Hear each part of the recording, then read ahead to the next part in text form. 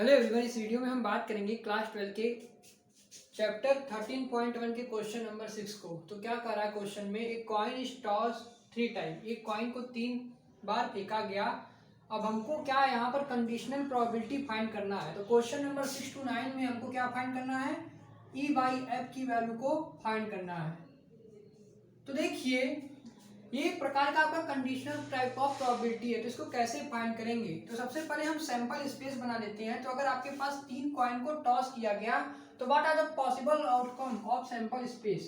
तो कैसे हम सैंपल स्पेस बनाएंगे, थ्रोइंग ए कॉइन 3 टाइम। अगर हम 3 बार कॉइन को थ्रो करें तो कितना सैंपल स्पेस बनता है। देखिए कैसे लिखेंगे, H H H H H T T T T T. यानी अगर आपको सैंपल स्पेस निकालना है तो इसका सैंपल स्पेस जो बनेगा वो बनेगा, क्या बनेगा, 2 की power 3 which is equal to 8। तो यहां से देख सकते हैं। तो अगर आपको इसका हमको सैंपल स्पेस बनाना है तो इस तरह से लिखेंगे। सबसे पहले आप 8 का आधा कर दीजिए, 4 होता है, 4 का आधा करेंगे तो 4 हेड और 4 टेल लिख दीजिए। फिर उसके बाद अब 4 का आधा 2 कर दीजिए, तो यहाँ पर इस तरह से बनेगा। फिर अब 2 का आधा कर दीजिए तो 2 का आधा होता है 1। तो इस तरह से इसका क्या हो गया, सैंपल स्पेस हमने बना लिया। इसका हमने सैंपल स्पेस यहाँ पर अब बना लिया, ये इसका सैंपल स्पेस बन गया है। तो यही है, इसका 8 सैंपल स्पेस बनेंगे, 1 2 3 4 5 6 7 8, यानी 8 सैंपल स्पेस बनेंगे, 1 2 3 4 5 6 7 8।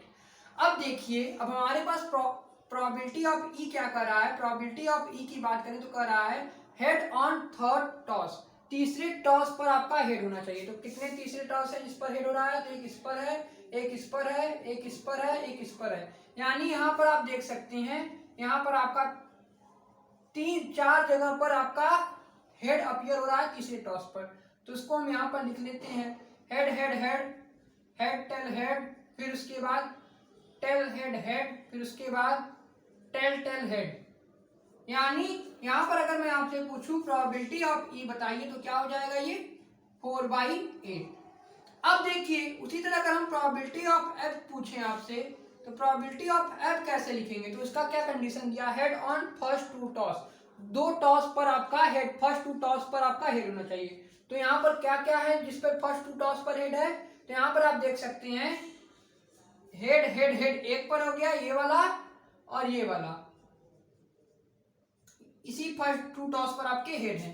तो इसका प्रोबेबिलिटी क्या हो जाएगा, 2/8, क्योंकि 2 है और 2/8 हो गया। अगर मैं आपसे पूछूं probability of E intersection F बताइए तो क्या होता है। तो प्रोबेबिलिटी ऑफ ई इंटरसेक्शन यानी जो दोनों में कॉमन हो, तो ये वाला जो है वो दोनों में कॉमन है, यानी इसको हम बोल सकते हैं कि 1/8 जो है वो दोनों में कॉमन है।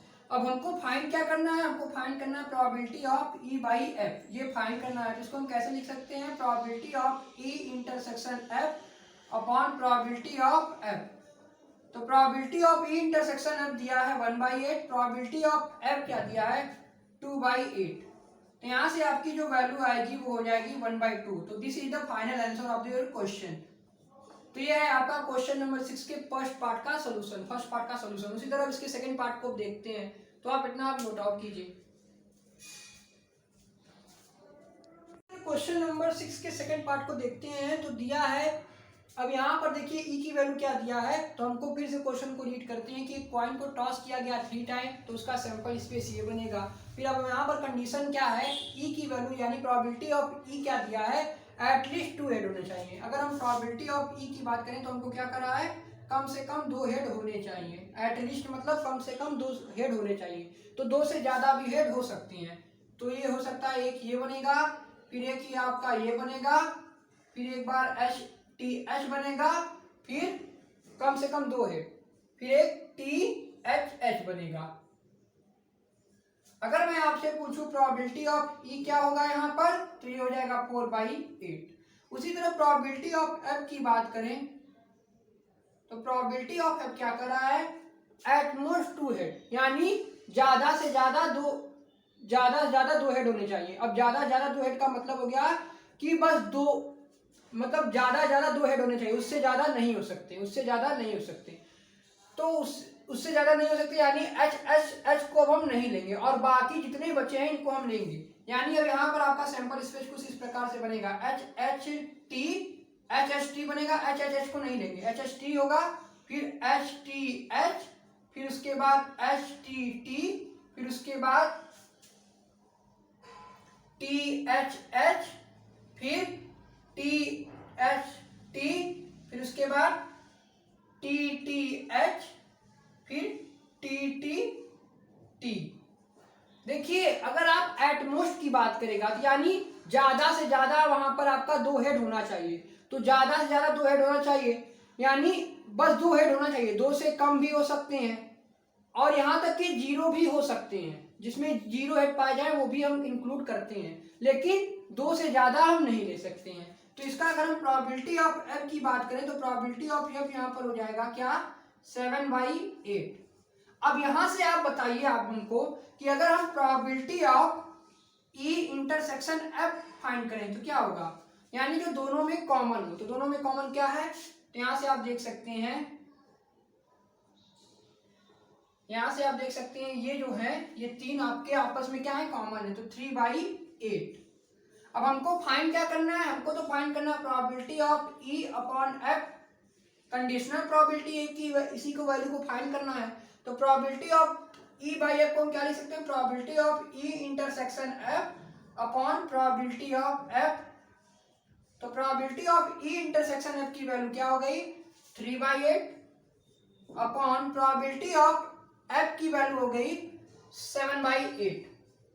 तो यहां से आप वैल्यू को फाइंड कर लेंगे, आ जाएगा 3/7, ये इसका आंसर होगा। तो ये था आपका क्वेश्चन नंबर 6 के सेकंड पार्ट का सोल्यूशन। अब उसी तरह से हम क्वेश्चन नंबर 6 के थर्ड पार्ट को सॉल्व करते हैं, तो आप इतना नोट आउट कीजिए तब तक। उसी तरह इसके थर्ड पार्ट को देखते हैं, तो कह रहा है यहाँ पर, अब देखिए ई की वैल्यू क्या दिया है, एट मोस्ट 2 टेल, और एफ की वैल्यू कर रहा है एटलीस्ट 1 टेल।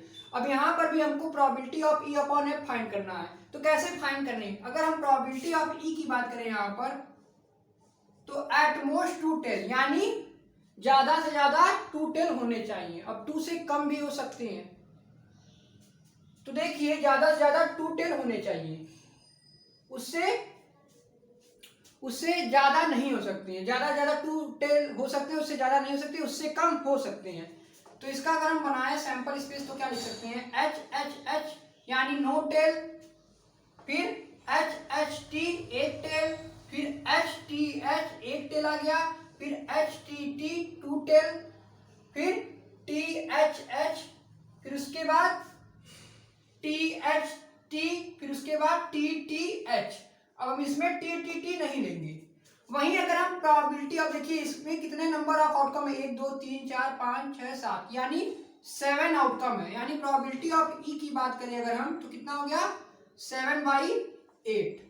उसी तरह से अगर हम प्रोबेबिलिटी ऑफ एफ पूछें आपसे तो क्या होगा, एटलीस्ट 1 टेल, कम से कम 1 टेल होने चाहिए। अब 1 से ज्यादा भी हो सकते हैं यहाँ पर, तो 1 से ज्यादा भी हो सकते हैं। तो यहाँ पर देखिए, यहाँ पर इसका सैंपल स्पेस बनाएंगे तो होगा एच एच टी, फिर उसके बाद एच टी एच, फिर उसके बाद एच टी टी, फिर उसके बाद टी एच एच, फिर उसके बाद T T H, T T H, फिर उसके बाद टी टी एच, फिर उसके बाद टी टी टी, इसमें टी टी टी होगा। एटलीस्ट का मतलब हो गया कि कम से कम 1 टेल होना चाहिए, 1 से ज्यादा भी हो सकते हैं, इसका मतलब हुआ 1 से ज्यादा भी हो सकते हैं। एटमोस्ट का मतलब हो गया कि ज्यादा 2 टेल होने चाहिए, उससे कम हो सकते हैं, उससे ज्यादा नहीं हो सकते हैं।